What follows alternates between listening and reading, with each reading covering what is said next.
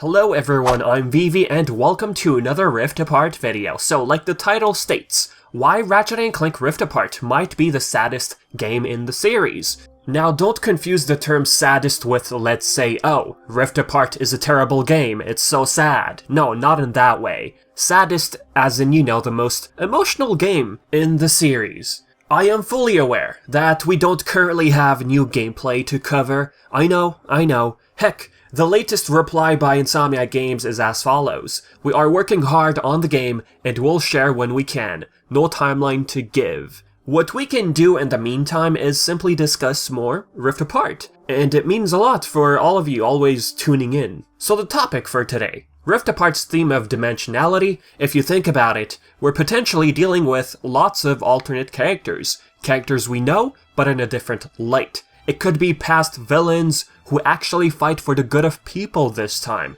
It could be an ally from the past who's completely evil in this alternate universe. Marcus Smith, creative director, did say we'll see lots of familiar faces. The extent at which they'll be alternate, we do not know. We're not sure, but Rift Apart is confirmed being a full-length game. Expect to see at least some cameos. They don't all have to play major roles, but you know, they could simply be nods to the series. After all, Marcus Smith did say that Rift Apart will have nods to previous games. Currently, we have two ideas surrounding different dimensions. We have an alternate Nefarious who broke through the dimensions as stated by a nefarious citizen. Not only that, don't forget the official information over on the PlayStation website, basically stating that we are dealing with an alternate Nefarious. The other being the idea of a character who never turned out to be the hero. The Gamesradar interview, game director Mike Daly said this. And with Rift Apart, we're trying to tell a story that involved seeing another version of these characters. We have never really become the heroes that they could be, so we immediately started talking about the duality of multiple dimensions. When it comes to being heroes, the first character that comes to mind is this Lombax girl. She's apparently part of a resistance group, according to the official PlayStation page of this game. Did she want to become a hero on her own, if we go by the statement of Mike Daly, or did she fail as a solo hero and decided to join a resistance group? What the demo currently implies is that she's also trying to stop Dr. Nefarious. Now there's something I thought about, which is something many of you have been bringing up in the comments time and time again. What if this mysterious Lombax was the daughter of a certain someone? With, you know, alternate dimensions in the equation, think of roles being switched. Kaden and Azimuth were best friends in our universe. Kaden was Ratchet's father, if you don't remember. He died in our universe. Azimuth lived until the events of A Crack in Time. A Crack in Time had the most shocking scene in the entire franchise, Ratchet falling to his death. How can Rift Apart handle emotions differently? The game doesn't need another "oh no, Ratchet almost died" scenario. No. Instead, switch the roles around. In this case, in Lombax Girl's dimension, which is basically alternate, her father Azimuth died.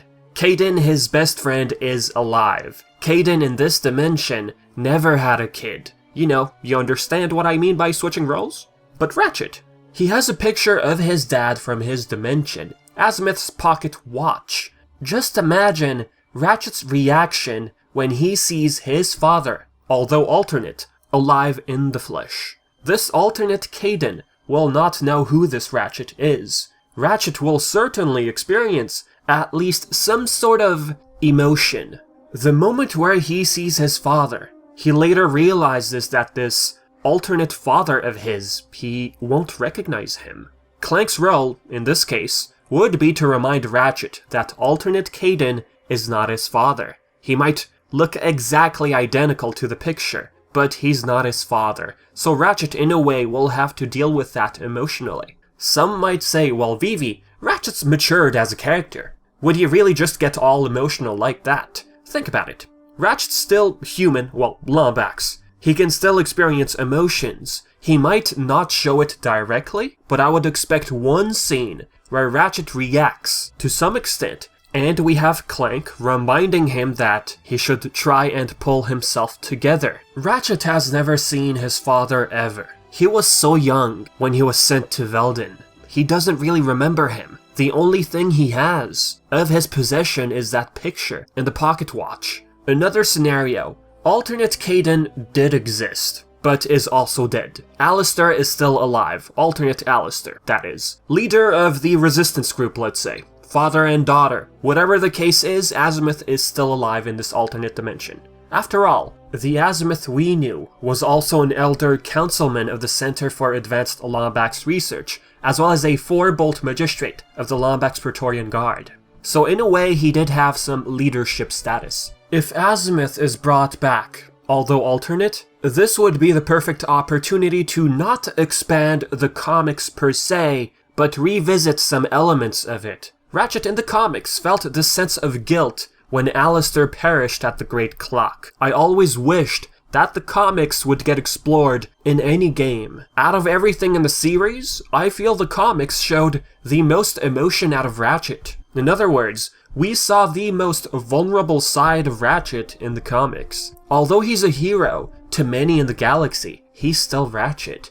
It doesn't mean he's not allowed or incapable of experiencing sadness, anxiety, or even depression. Depression is handled and hidden in people in many different ways. Although Ratchet looks like the greatest hero of the galaxy going on adventures with his best robot pal Clank, he might be hiding something within him. We can see his exterior, but we don't know what's going on the inside, something we're completely unaware of. I'm not saying Rift Apart will dive into the mind of Ratchet, but I wouldn't be surprised if Ratchet finds himself in a bit of a rut. So as I was saying, there's potential of either Kaden or Azimuth being alive in an alternate dimension, the dimension in which this Lombax girl resides. If Azimuth is alive in that alternate dimension, Ratchet might feel something. You know, seeing him again, albeit Azimuth not recognizing him. Or the other scenario, Kaden sees Ratchet. Same scenario, Ratchet's gonna react, because his father, although alternate, is right in front of his face. Azimuth could be this girl's father.